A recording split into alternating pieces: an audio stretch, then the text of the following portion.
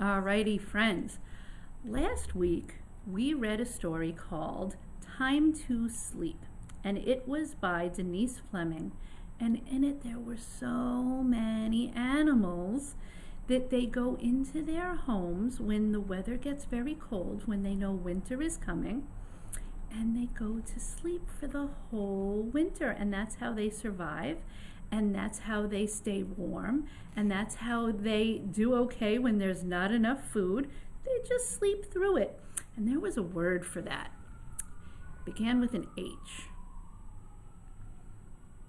We call it hibernating. Let's say that together, hibernating.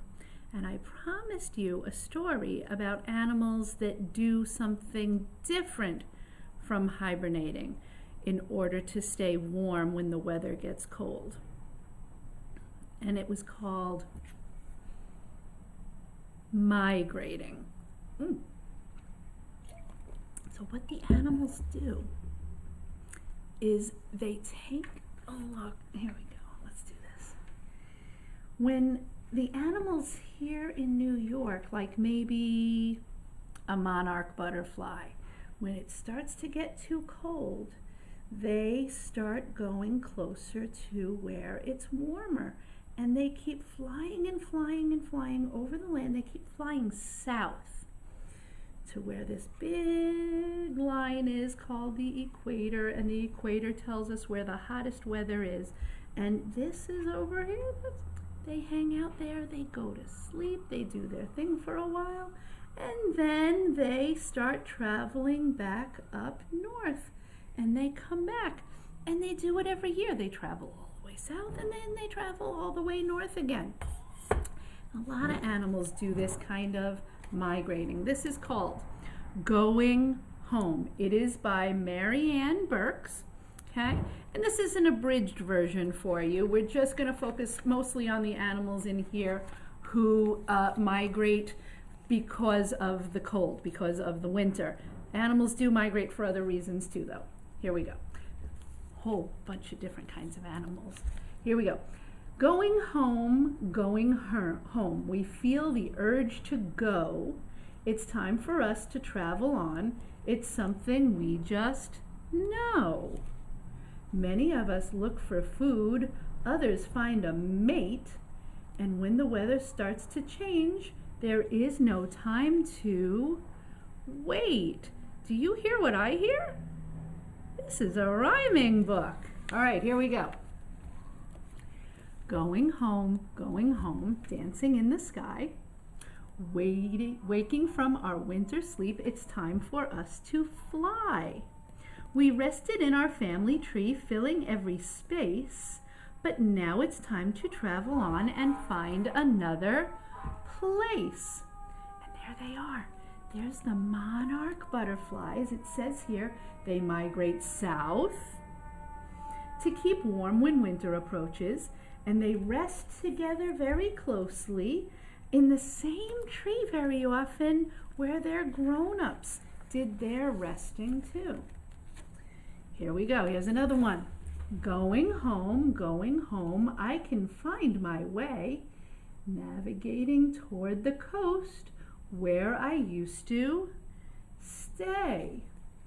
When it was cold, I had to move. I floated near the shore until I found a warm lagoon where I could eat some more.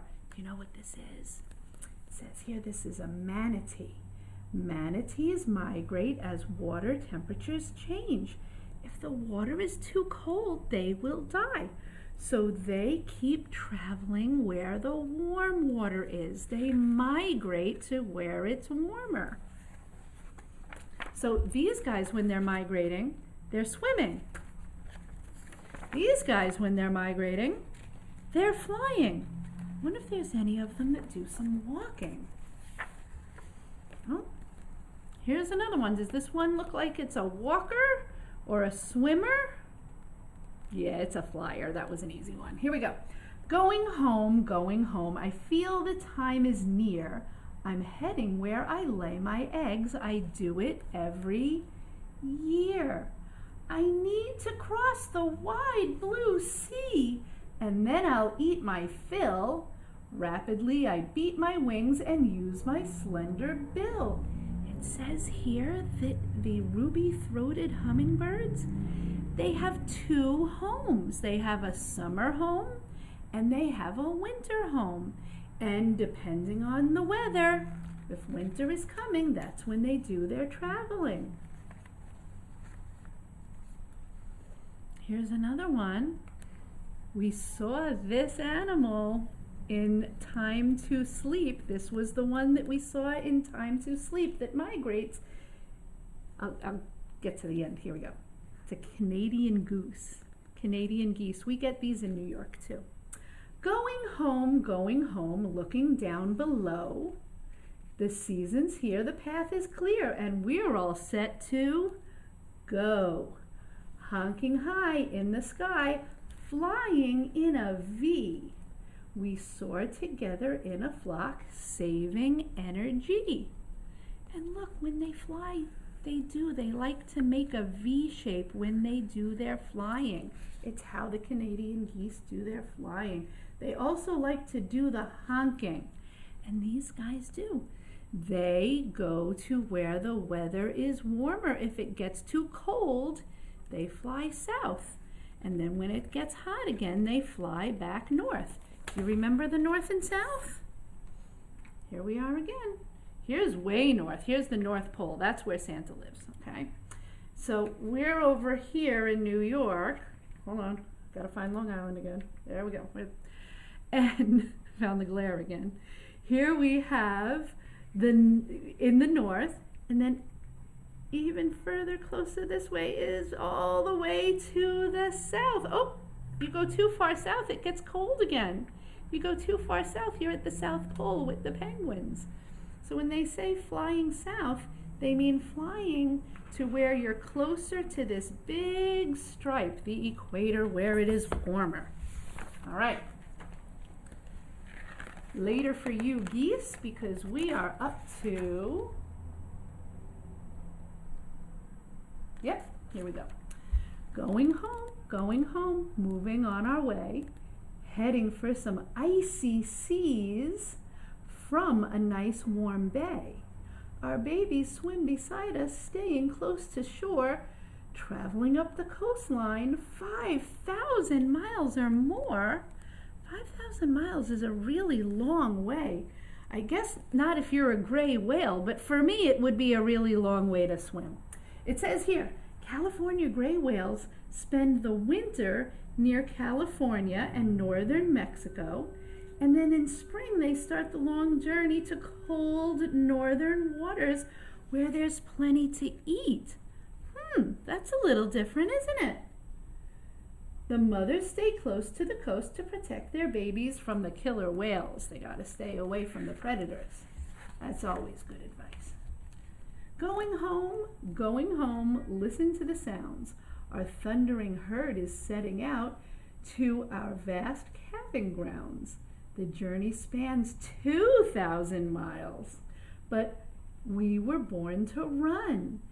We're on the treeless tundra now and feel the Arctic sun. Do you know what these guys are? They're the reindeer. Another name for them is caribou, but these are reindeer. And do they look like they fly? Do they look like they swim? No, these guys do the walking to go south to where it's warmer. It says here, caribou gather in large herds in winter in evergreen forests where there is some protection from the cold.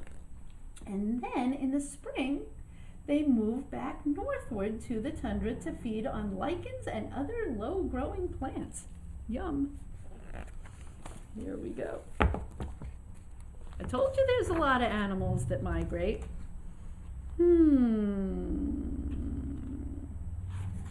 I think I've meant to skip that one. Nope, that's the one I wanted. Going home. I have the longest way. I travel all around the globe to see the light of day. I'm always moving north and south. I really love to fly. I nest up in the Arctic and dive for food supply. It says here the Arctic tern, and I have seen these around here. The Arctic tern is the world's champion migrator. It travels over 20,000 miles every year to live in almost constant sunshine. In June and July, it likes the sunshine in the Arctic way up north, and in December and January, it enjoys almost constant sunshine in the Antarctic summer, so it goes all the way south. Remember north and south? Here's the Arctic North, the North Pole, and then you go all the way south to the Antarctic South Pole. Those birds, they go all around the world. I bet you they go a little that way too sometimes. All righty. This book gives us a map at the end if you want to see which way the animals like to go. Going home, by land, by sky, by sea.